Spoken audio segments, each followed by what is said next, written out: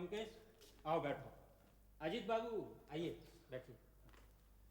अरे गणेश भाई, ये सब सामान हमारे गेस्ट रूम में रख दो जी। और हम सबके लिए चाय बनाओ जल्दी से। क्या भाई, रास्ते में कुछ तकलीफ तो नहीं हुई ना?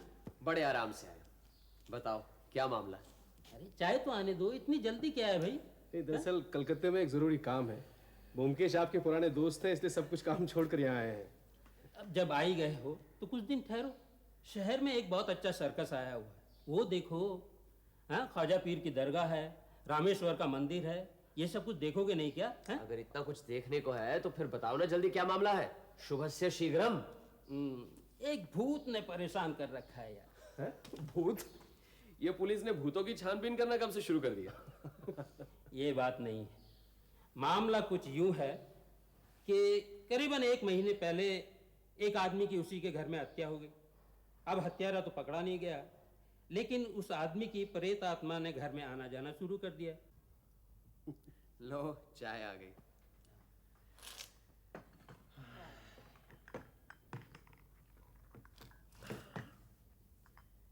केस तो इंटरेस्टिंग है। फिर? हमारे शहर में नदी के पास एक छोटा सा मकान था, 2 मंजिला, चारों ओर से खुला हुआ, सिर्फ कंपाउंड वॉल से घिरा हुआ। पिछले 15 साल से इसमें बैकुंठ दास नाम का एक जौहरी रहता था। अधेड़ उम्र, बहुत ही कंजूस, लेकिन विनम्र स्वभाव का। उसके साथ में उसकी एक भांजी और एक नौकर, बस यही 3 इंसान रहते थे। शहर में इस जौहरी की सोने चांदी की एक दुकान भी थी, लेकिन हीरे जवाहरात का व्यापार वो अपने घर से ही करता था। इसी जौहरी की हत्या हुई है। वही खातों की जांच पड़ताल के बाद पता चला कि मरते वक्त इसके पास 51 हीरे, पन्ना और चुन्नियाँ थी, जिनकी कीमत समझो 4 लाख रुपए होगी, और वो सब कुछ चोरी चले गए। कहाँ रखता था ये हीरे जवाहरात? यही तो गोरख धंधा है। 2 मंजिला मकान, ऊपर सिर्फ एक कमरा जिसमें वो खुद रहता था, नीचे एक बैठक और एक कमरा जिसमें उसकी भांजी रहती थी। बाहर से जब कोई ग्राहक आता था तो उसे नीचे बैठक में बिठाकर ऊपर से हीरे जवाहरात लाकर दिखा देता था। उसके कमरे में तो सिर्फ एक चटाई, एक पानदान, एक पानी पीने की सुराही और एक छोटी सी संदूक थी, जिसमें हीरे जवाहरात और नकद रखता था। बाकी ना तो उस कमरे में कोई अलमारी, ना संदूक, यहाँ तक कि दीवारों पे कोई तस्वीर भी नहीं थी। संदूकची में कुछ मिला? कुछ नहीं, सब साफ। सिर्फ कान से मैल निकालने वाली पीतल की छोटी सी छड़ी थी बस। हत्या कैसे हुई?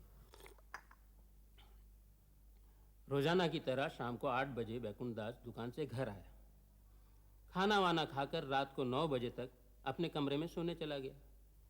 भांजी भी खा पी कर अपने कमरे में सोने चली गई। नौकर दुकान पे खाना खा के चला गया, क्योंकि वो वहीं सोता था।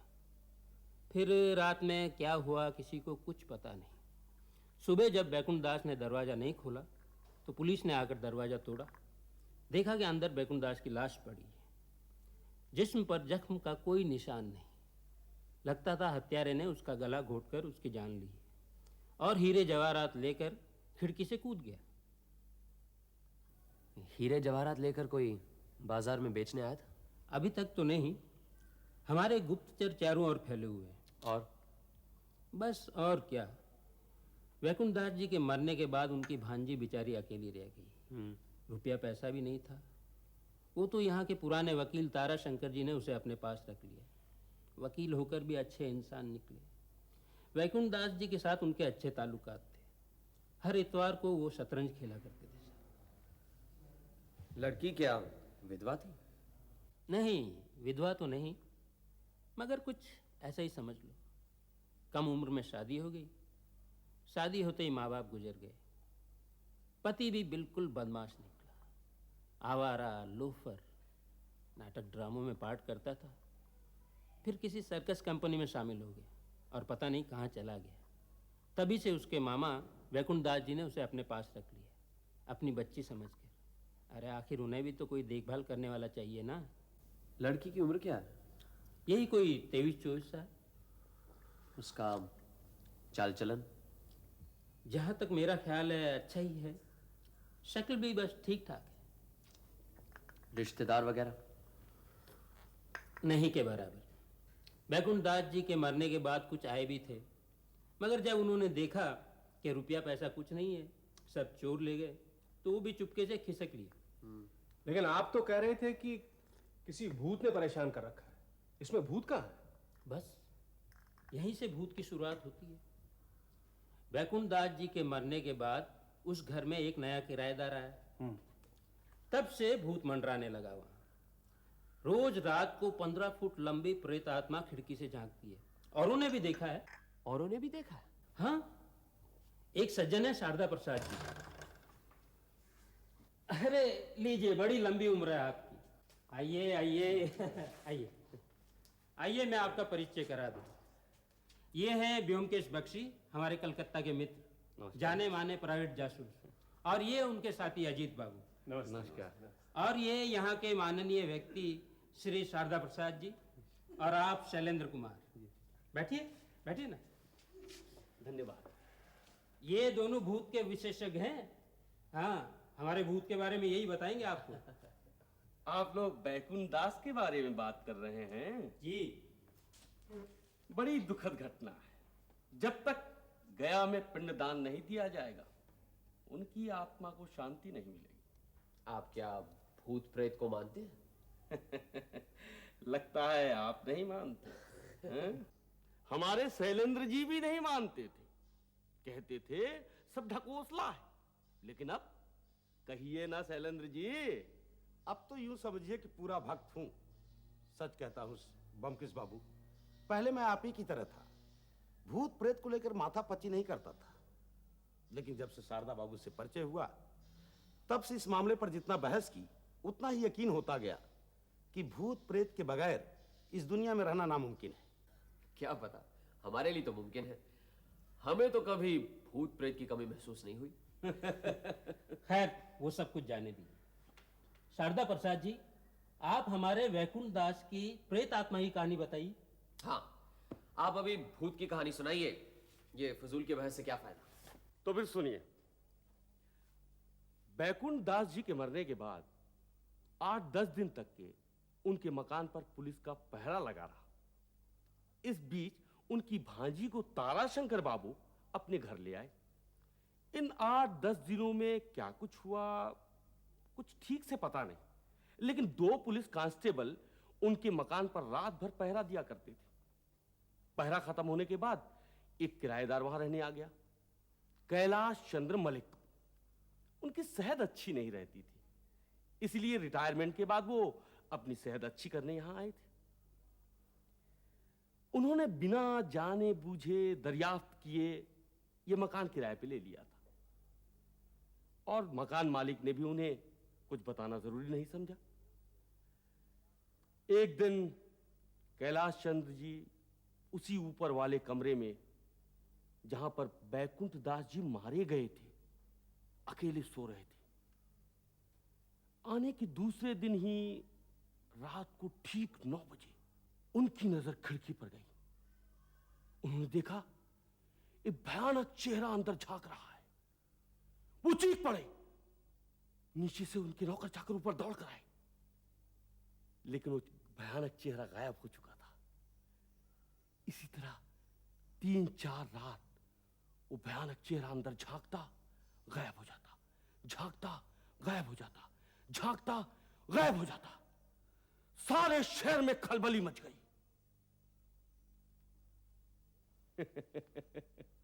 हमें भी खबर मिली। फिर एक दिन 3-4 दोस्तों के साथ हम उनसे मिलने गए। पिछले 15 दिन में 6 बार भूत आया। इस खिड़की से अंदर झांकता था और फिर चला जाता था, जैसे अंदर कुछ ढूंढ रहा हो। किस वक्त आता है वो? कोई ठीक वक्त नहीं, कभी आधी रात, कभी 9 बजे, कभी 10 बजे, लेकिन 9 बजे के बाद। क्या हम भी आकर उस भूत जी के दर्शन कर सकते हैं? हाँ हाँ, क्यों नहीं।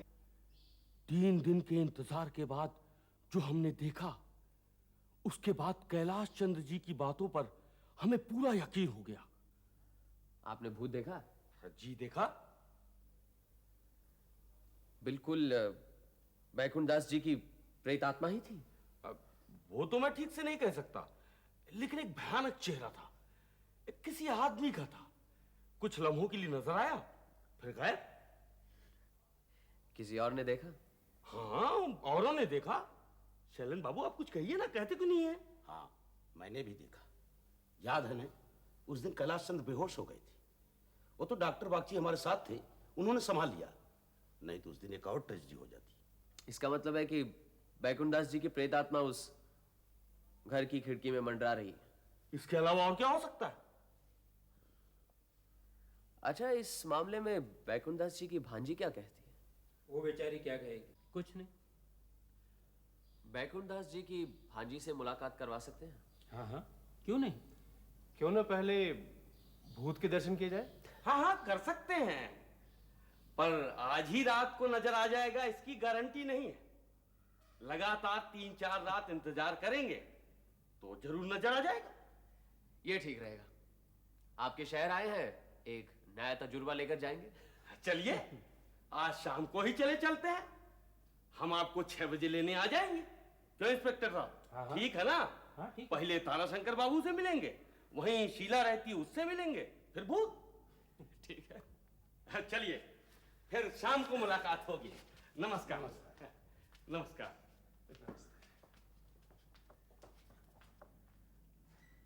ये है ना कुछ? तुम्हारी हत्या की कहानी और शारदा प्रसाद की भूत की कहानी, इन दोनों में कौन सी ज्यादा मजेदार है, ये तो समझ में नहीं आ रहा। मजेदार? हत्या की घटना में मजा कहां से मिला तुम्हें? अच्छा, कहीं बैकुंठ दास जी का हार्ट फेल तो नहीं हुआ? क्या बात करते हो? पोस्टमार्टम रिपोर्ट में साफ साफ लिखा है कि गला दबाकर दम घोट कर मारा है। मतलब आज तक हत्यारे का कोई पता नहीं चला, यहां तक कि गर्दन पर उंगलियों के निशान भी नहीं मिले। ये मजेदार बात नहीं तो और क्या है। हमारे शारदा प्रसाद जी के सामने तो एक सबूत है, भूत। आपके पास तो कुछ भी नहीं है। आइए आइए शारदा प्रसाद जी, आइए। नमस्कार। नमस्कार नमस्कार। आप हैं व्योमकेश बाबू। नमस्ते, बैठिए बैठिए बैठिए। माफ करना, मैंने इनसे कहा था किसी को और साथ में ले आए, सिर्फ ब्योमकेश को लेके आए। ठीक, कोई बात नहीं। अच्छा, तो आप ये कलकत्ता के डिटेक्टिव? डिटेक्टिव कहना तो शायद ठीक नहीं होगा, मैं सत्यान्वेषी हूं। सत्यान्वेषी? वो क्या होता है? सत्य की खोज करना मेरा पेशा है, जैसे आपकी वकालत। अच्छा अच्छा, आजकल डिटेक्टिव आउट ऑफ फैशन हो गया है। अच्छा, तो आप किस तरह की खोज करते हैं? सत्य की? वो तो मैं समझा, लेकिन किस तरह का सत्य? यूं समझिए, जैसे बैकुंठ दास आपके पास कितना रुपया छोड़कर गए हैं। अगर इस तरह के सत्य की जानकारी मिल जाए तो मेरा काम काफी आसान होगा। बैकुंठ दास मेरे पास रुपया छोड़ गए हैं, ये आपको कैसे पता चला? बैकुंठ दास जैसे धनी जौहरी नकद रुपया नहीं छोड़कर जाएंगे, इस पर कोई यकीन नहीं किया जा सकता। उनका बैंक में कोई खाता नहीं था। ये मुमकिन है कि बैंक जैसी संस्था पर उनको भरोसा ही नहीं था। फिर रुपया कहाँ रखा उन्होंने? आप तो उनके साथ इतवार को शतरंज खेलते थे। उनकी मौत के बाद आपने उनकी भांजी को अपने पास रखा, इसलिए यही समझना चाहिए कि आप ही उनके करीबी दोस्त हैं। लिहाजा रुपया आप ही के पास रखेंगे। आपने ठीक ही कहा, बैंकों के ऊपर बैकुंठ दास का भरोसा नहीं था। उनका नगद सब रुपया मेरे पास था और अब भी है, करीबन 17,000 रुपए। लेकिन मैंने इस बात की किसी से चर्चा नहीं की और मैं नहीं चाहता कि ये बात आज के बाद किसी को पता चले। आप तो सजन जान गए हैं और मैं चाहता हूं कि ये बात आप अपने तक ही रखें। इस बात को छुपाकर रखने की कोई खास वजह है? बताता हूं। आप लोगों को शायद मालूम नहीं, शीला का मतलब बैकुंठ दास जी के भांजी का एक लोफर लापरवाह पति है। शीला को साथ नहीं रखता, सर्कस पार्टी के साथ कहीं घूमता फिरता रहता है। आजकल कहाँ है किसी को मालूम नहीं। शीला वैकुंठ दास जी की इकलौती वारिस है, ये उसे मालूम है। अगर इन 17,000 रुपयों के बारे में उसे पता चल गया तो वो जबरदस्ती शीला को यहां से ले जाएगा और 2 दिन में सारा रुपया फूंक कर शीला को फिर यहीं फेंक देगा। और ये मैं होने नहीं देना चाहता।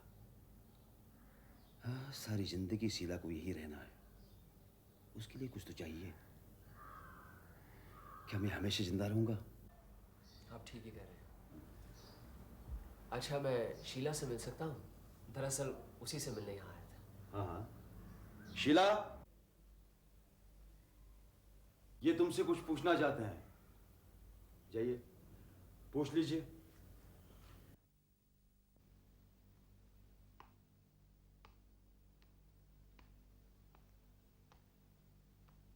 आपके मामा की मौत के बाद आप पूरी तरह से असहाय नहीं हुई हैं, ये बात आप जानती हैं? जानती हूँ। ताराशंकर बाबू ने जरूर आपको बताया होगा कि आपके 17,000 रुपए उनके पास जमा है। जी। आपके पति कितने दिनों से लापता हैं? 5 साल। इन 5 सालों में आपने कभी उन्हें देखा?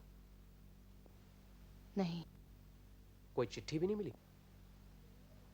नहीं। अब वो कहाँ है, कुछ मालूम है आपको? नहीं। अच्छा, आपको कुछ धन प्राप्त हुआ है, ये समाचार सुनकर क्या वो आपको यहां से ले जाएंगे? मतलब क्या ये मुमकिन है? है। आप उनके साथ जाना चाहती हैं? क्या आप उनके पास जाना चाहती हैं? मेरे चाहने न चाहने से क्या होता है? आपका ससुराल कहाँ है? जशोर। वहां आपके सास ससुर हैं? जी नहीं, दोनों गुजर गए हैं। अच्छा, आपकी शादी कहाँ हुई थी? नवद्वीप में। नवद्वीप में आपके माता पिता हैं? जी नहीं, वो भी गुजर गए हैं। कोई चाचा ताऊ? आप वहां नहीं जाना चाहती? नहीं। यहीं ताराशंकर बाबू के यहाँ खुश हैं? जी। उन्हें अपना शुभचिंतक मानती हैं? जी। अच्छा, वैकुंठ दास जी के घर में आप नीचे सोती थी, किस कमरे में? मामा के कमरे के बिल्कुल नीचे। अच्छा, जिस रात आपके मामा की हत्या हुई, उस रात आपने कोई आवाज, झगड़ा कुछ सुना? नहीं। अच्छा, आपके मामा अपने हीरे जवाहरात ऊपर वाले कमरे में ही रखते थे ना? जी हाँ। कहाँ रखते थे? ये नहीं मालूम। फिर भी कुछ अंदाजा होगा, कभी कुछ देखा होगा? कुछ नहीं। आपके मामा से किसी की दुश्मनी थी? मुझे नहीं मालूम। अच्छा ठीक है, आप जाइए।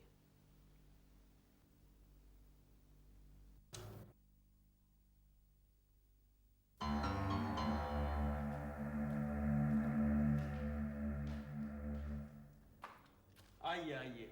नमस्कार कैलाश चंद जी, आपको फिर तकलीफ देने आ गए। अरे कैसी तकलीफ? हाँ, आप हैं कलकत्ते के जाने माने जासूस, उस भूत के बारे में कुछ तहकीकात करना चाहते हैं। अच्छा अच्छा, जरूर कीजिए। बैठिए तो सही। नहीं, आप बातचीत कीजिए, मैं जरा आसपास की जगह दिखाता हूँ, अगर इजाजत हो तो। हाँ हाँ जरूर। अच्छा।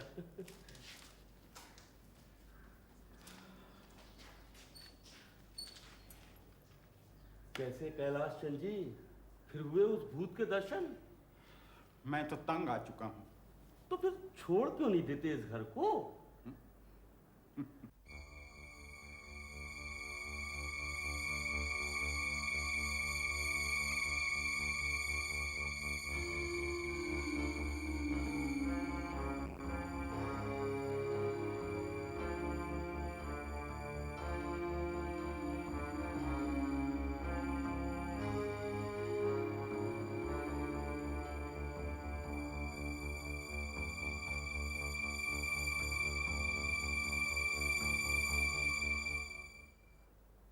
ऊपर आइए, चाय आ गई है।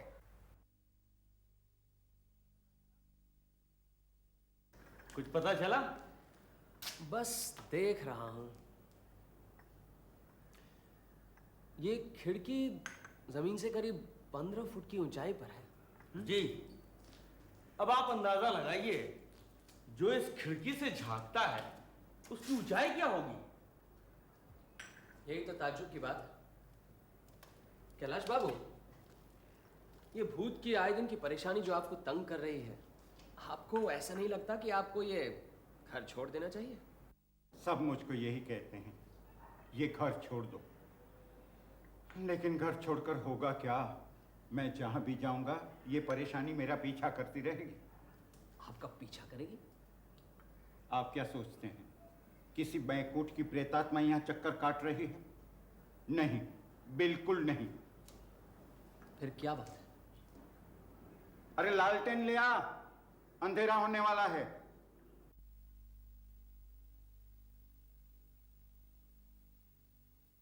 बैकुंठ वैकुंठ सब बकवास है। यह है शैतान, मेरा बेटा। ये क्या कह रहे हैं कैलाशन जी?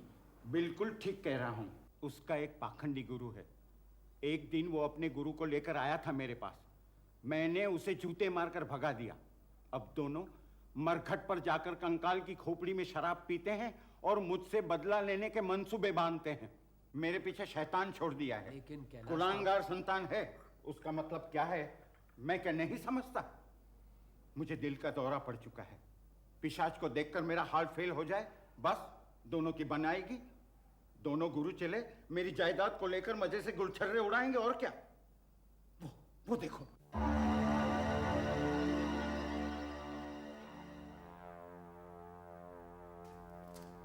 देखा?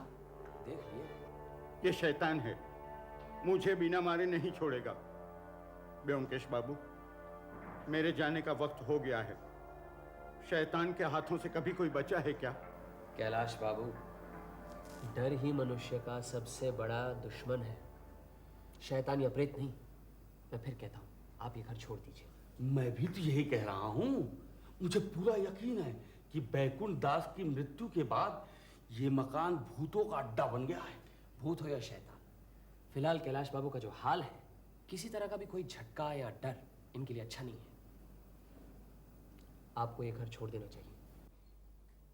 मैं नहीं छोड़ूंगा ये घर। मैं क्यों छोड़ूं ये घर? मैंने किया क्या है जो मैं चोरों की तरह यहां से भाग जाऊं? अगर मेरा अपना बेटा मेरी मौत चाहता है तो ठीक है, मैं यहीं पर मरूंगा। जो बेटा अपने बाप को मार डालना चाहता है, मैं ऐसे बेटे का बाप होकर जिंदा रहना नहीं चाहता।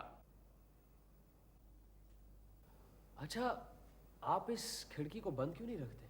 रखा था 2-4 दिन, लेकिन जब भी वो आता है जोर से खिड़की खटखटाता है। तब से एक नौकर जमीन पर सोता है। मैं जरा इस कमरे को अच्छी तरह से देख लूं।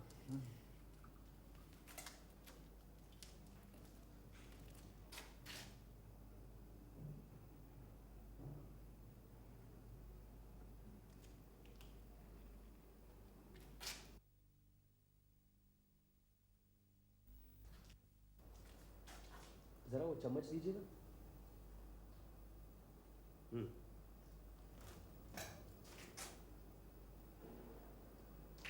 ये कलकत्ते के जासूस कर क्या रहे हैं?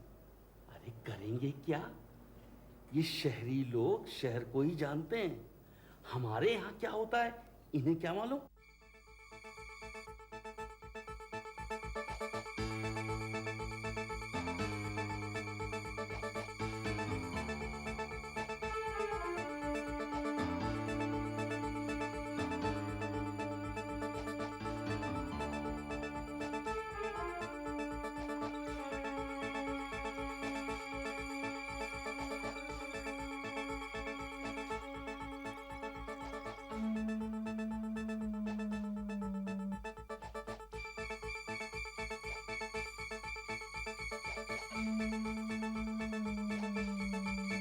बुरा मत मानिएगा, आपकी दीवार जरा खरोंचती है। आप पान खाते हैं? कभी कभी। अच्छा, जरा सा चूना मंगवा दीजिए। अरे जरा चुना ना।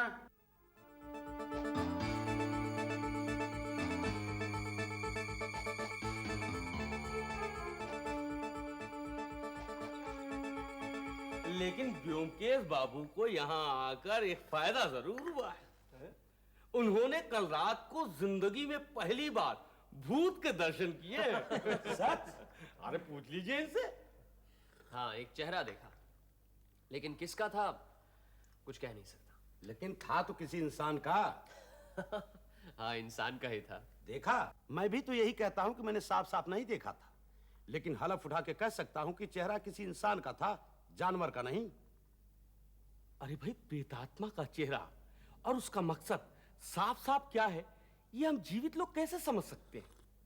लेकिन मेरा पूरा विश्वास है कि बैकुंठ दास की भटकती हुई आत्मा कुछ कहना चाहती है। हो सकता है वो कातिल का नाम बताना चाहती हो। ऐसी हालत में हमें उसकी मदद करनी चाहिए। ये भी ठीक है।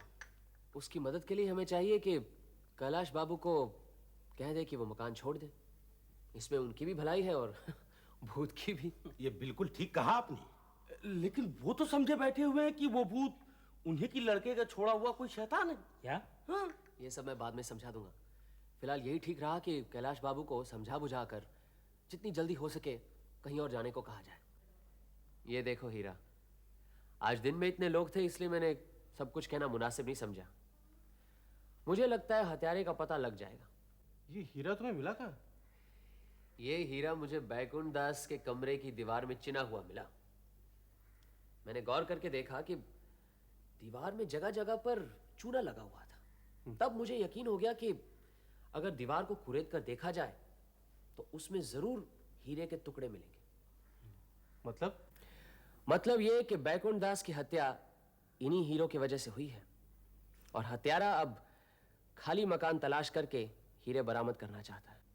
इसीलिए चाहते हो कि कैलाश चंद्र घर छोड़ जाए? हाँ, अब गौर करने की बात है कि जिस दिन बैकुंठ दास जी का खून हुआ था उसी दिन से 12 दिन तक पुलिस का पहरा था और 13वें दिन कैलाश चंद्र बाबू आधम के। अब जिस दिन मकान खाली होगा उसी रात से हम तीनों वहां धरना देंगे। मुझे पूरी उम्मीद है कि पहली रात नहीं तो दूसरी रात को हत्यारा वहां जरूर आ पहुंचेगा।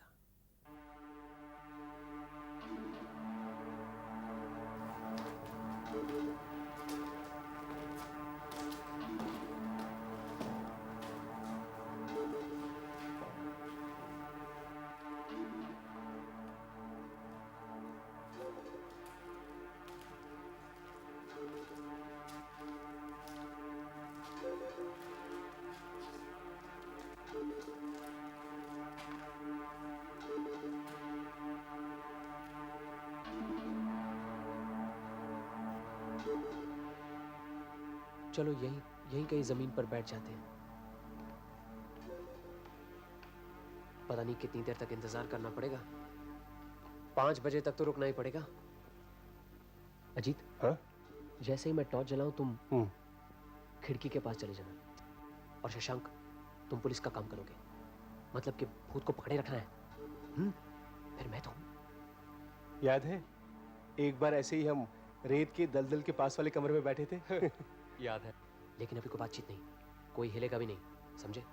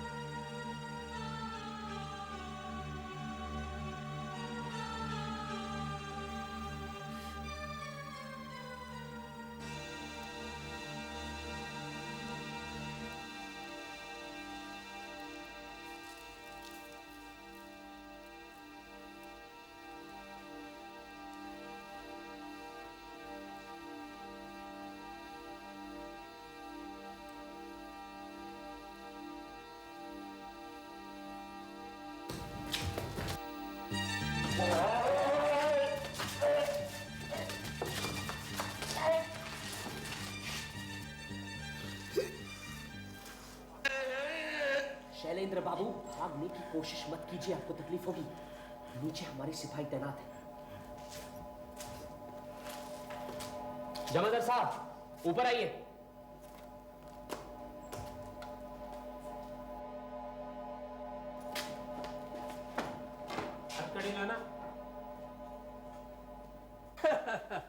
आइए, हम लोग आपका ही इंतजार कर रहे थे।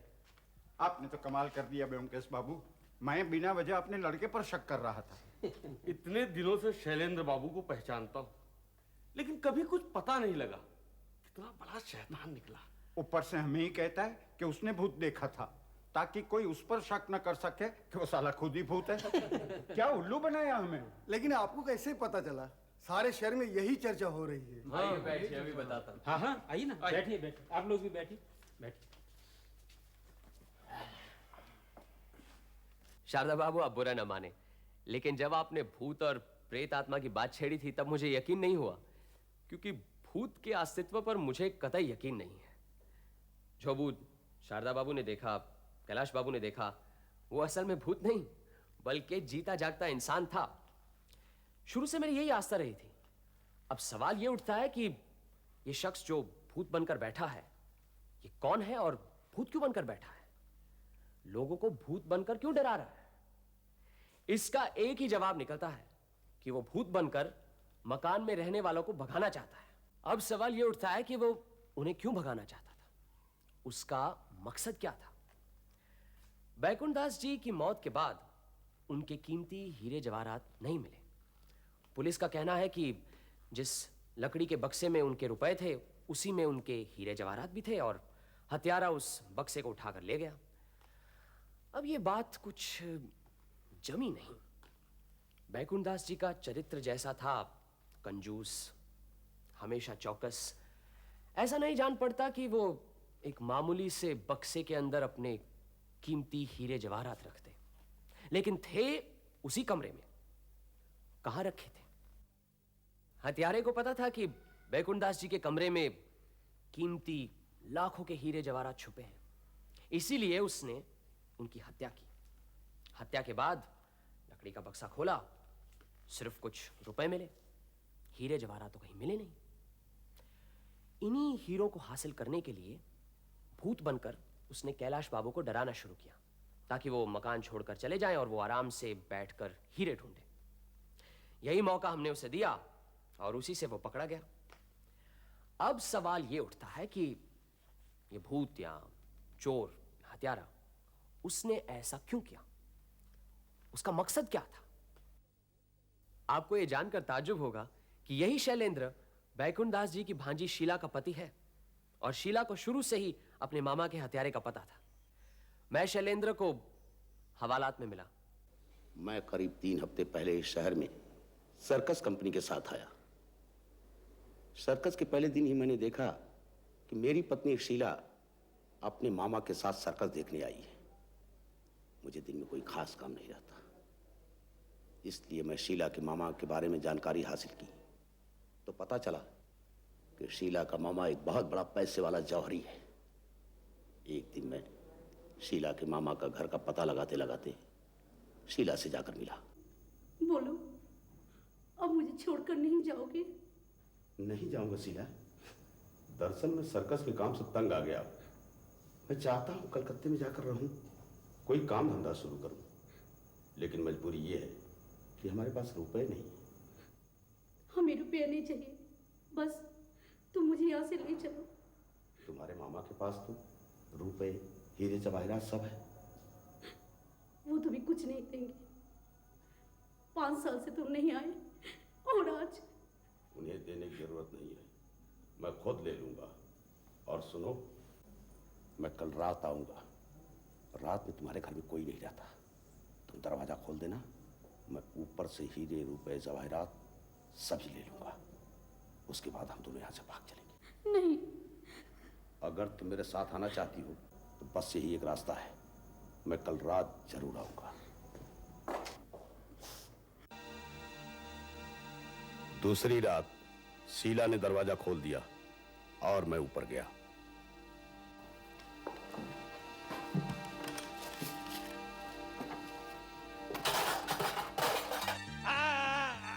हीरे कहाँ है? बता, हीरे कहाँ है? मैं नहीं बताऊंगा। नहीं बताएगा? नहीं।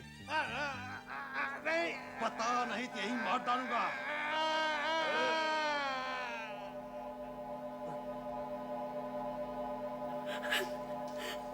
तुम्हें पता है कहाँ हीरे? मैं मारना नहीं चाहता था, लेकिन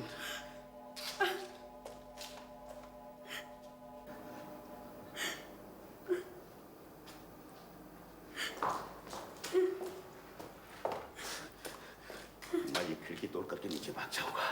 तू नीचे जा, मैं अंदर से दरवाजा बंद करता हूँ। कल या परसों फिर आऊंगा, दरवाजा खोल देना। मैं हीरे ढूंढ निकालूंगा। और सुन, खबरदार कभी किसी को कुछ बताने की कोशिश की, फिर तुझे कभी मैं साथ नहीं ले जाऊंगा, समझी? चल भाग, नीचे जा, जा।